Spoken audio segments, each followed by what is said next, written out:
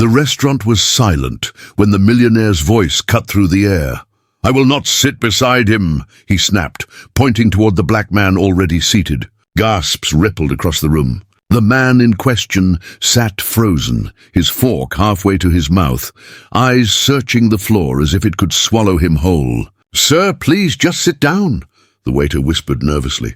But the refusal only grew louder, sharper, uglier, and yet seconds later the truth came out. A truth no one in that room would ever forget. For Marcus Williams, evenings at the downtown bistro were more than routine. They were a small reward. A 42-year-old financial consultant, he worked long hours and rarely treated himself. That night he wore his favorite gray suit, neatly pressed, and carried a quiet pride as he stepped into the restaurant. "Table for one, please," Marcus said warmly to the hostess. His tone was polite, his smile calm. He was used to dining alone, often bringing a book or just observing the world around him. The restaurant buzzed with quiet conversations, clinking glasses, laughter, the murmur of deals being made. Across the room, men in sharp suits gathered near the center table, clearly awaiting someone important. Staff rushed to adjust chairs, polish silver, and ensure everything looked perfect. Marcus didn't notice at first. He was seated near the edge, close enough to see, but far enough to stay invisible. Or so he thought. Then came the sound. Footsteps heavy with authority. A man entered, broad-shouldered, polished shoes clicking against the marble. The staff straightened instantly. "Good evening, Mr. Langford," one of them said. Marcus glanced up. Langford, the name was familiar. A millionaire investor, known for his arrogance as much as his wealth. Marcus adjusted his napkin, trying to focus on the menu. But something about the way Langford's gaze lingered made his chest tighten. He didn't know it yet, but within minutes, his quiet evening would become the center of a storm no one in that restaurant would ever forget. Marcus had just begun sipping his water when the waiter returned, carrying a leather-bound menu. But before the young man could even speak, a deep voice rang out. "No, not here. Move him." The words came from Langford, the millionaire who had just entered. His finger pointed directly at Marcus. The chatter around the room stilled, like someone had cut a wire. "Excuse me?" Marcus asked, unsure if he'd heard correctly. "I'm not sitting next to him," Langford snapped, his voice sharp enough to slice the silence. He gestured toward Marcus as if he were an object, not a man. The waiter froze, eyes darting between them. "Sir, this is his assigned table." "Then unassign it," Langford barked, his jaw tightening. "I don't dine next to people like him." A cold weight pressed down on Marcus's chest. He felt dozens of eyes on him, guests, servers, even the hostess by the door. Whispers trickled across the room like venom. He wanted to vanish, to slip into the floor, but he sat tall, refusing to shrink. "Sir, please, there's no issue here," Marcus said evenly, though his voice trembled beneath the calm. "I'm just here to eat my dinner," Langford smirked, leaning toward the table. "You don't belong here. This is a place for people who—" He stopped short, the unspoken word hanging heavy in the air. Everyone knew what he meant. The waiter's hands shook. "Mr. Langford, please. Let's not make this—" "It already is something," Langford interrupted, his tone dripping with disdain. He turned to the manager who had hurried over, his voice rising. "Move him or I'm leaving. And believe me, you don't want me leaving." The manager hesitated, caught between money and morality.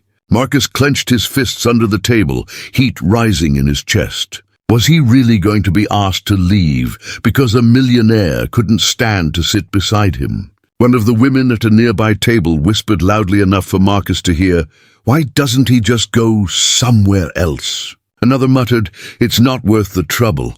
Every second stretched painfully long. Marcus could feel the humiliation, the sting of being reduced to nothing more than the color of his skin. His dignity hung in the balance, and the room waited to see what he would do. He looked at Langford directly, voice steady but low. "You don't get to decide where I belong." Gasps rippled. Langford's smirk twisted into something darker. He leaned back, his tone mocking. "We'll see about that." The tension thickened, heavy and suffocating. The staff shifted nervously. Guests exchanged uneasy glances. Marcus's heart pounded in his chest, but he refused to look away. And then, Just as the manager opened his mouth to respond, the unexpected happened. Something that not only turned every head in the restaurant, but also threatened to shatter the false calm completely. The manager opened his mouth to speak, but before a single word could form, Langford slammed his palm on the table. The sound cracked through the restaurant like a gunshot. "I said, move him!" His voice boomed, every syllable coated with venom. Silverware rattled. A woman gasped. Marcus's chest tightened. Every instinct screamed at him to leave, to escape the humiliation, the spotlight, the sting of eyes burning holes through his skin. But something inside him rooted him to the chair. He was tired. Tired of swallowing his dignity. Tired of pretending that moments like this didn't cut deep. "Sir, please," the manager whispered, sweat gathering at his temples. "Let's handle this." "No," Marcus said firmly, his voice steady now, resonating with years of unspoken pain. He rose slowly, napkin falling to the floor. His eyes locked on Langford's. "I will not be moved." Gasps echoed. Someone began recording with their phone. Langford sneered, standing as well, towering over Marcus. "You think anyone here cares what you will or won't do? You're nothing. And I won't." Before he could finish, a voice broke from across the room. Shaky but clear. "That's enough." It was one of the servers, a young woman clutching a tray to her chest. "He's done nothing wrong." Another voice chimed in, then another. Guests shifting uncomfortably, some nodding, others pulling out phones, capturing every second. The tide was turning, but the air was still electric with danger. Langford's face twisted red with fury. He raised a finger at Marcus, shaking with rage. "You'll regret this." "I'll make sure of it." The room froze, the threat hanging heavy, poisonous. Marcus's heartbeat thundered, but his eyes didn't waver. For the first time that night, he wasn't the one who looked small.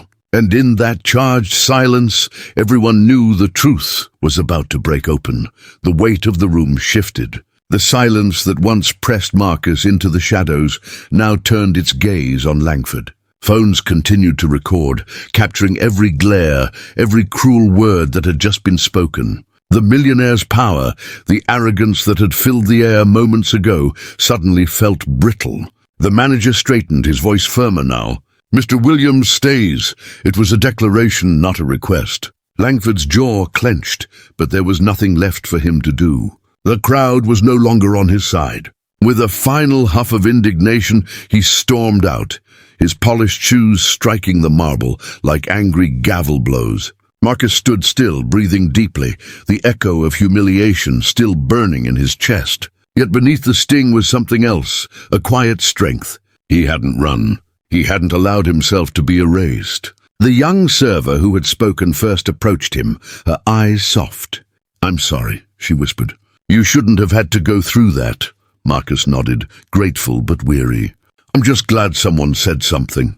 Later that night, the videos spread online. Comments poured in, some outraged, others reflective. What was meant to be an ordinary dinner had become a mirror, showing society the ugly truth too many tried to ignore. But here's the hardest part. Marcus's story isn't unique. Every day, men and women face the same cold sting of prejudice.